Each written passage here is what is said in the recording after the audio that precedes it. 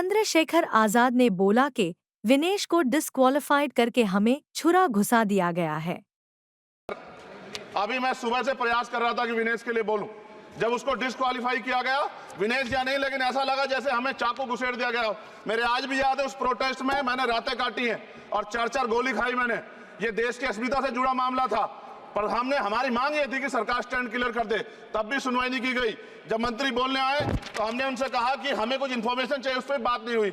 सवाल ये है सर, एक गोल्ड हमारे लिए आ रहा था और जब ये गोल्ड आता देश गौरवान्वित होता। और क्या व्यवस्था थी सर कि उसका वेट बढ़ गया, पता ही नहीं लगा सिस्टम के लोगों को।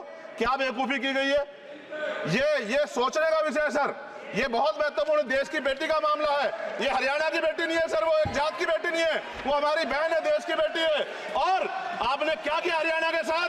आपने हरियाणा का बजट कम किया, जबकि सबसे ज्यादा मेडल हरियाणा लेके आता है। ये गलत है सर, ये धोखा है।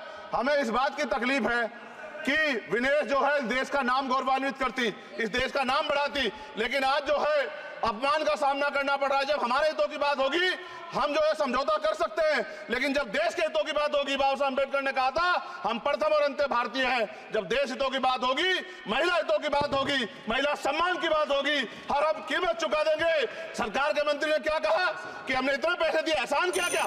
खैरात दी क्या आपने कोई? खत्म कर रहा हूं सर, खैरात दी क्या आपने कोई? इससे ज्यादा पैसे हम आपको दे देंगे, लेकिन आपको चाहिए था कि इस मामले को संभालते और देश का सम्मान बढ़ाते। आपने लापरवाही बरती, इसका खामियाजा हमें भुगतना पड़ा।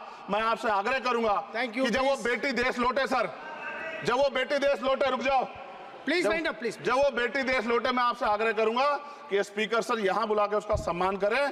हम सब लोग, वो देश की बेटी है सर, देश के लिए गोल्डन गर्ल है वो, गर्ल है वो, उसका सम्मान यहां किया जाए सर, हमें चाहते हैं। बहुत बहुत धन्यवाद, आपने बात रखने का मौका दिया। महिला विरोधी चुप रहे, थैंक यू, कोई महिला विरोधी नहीं बोलेगा बीच में।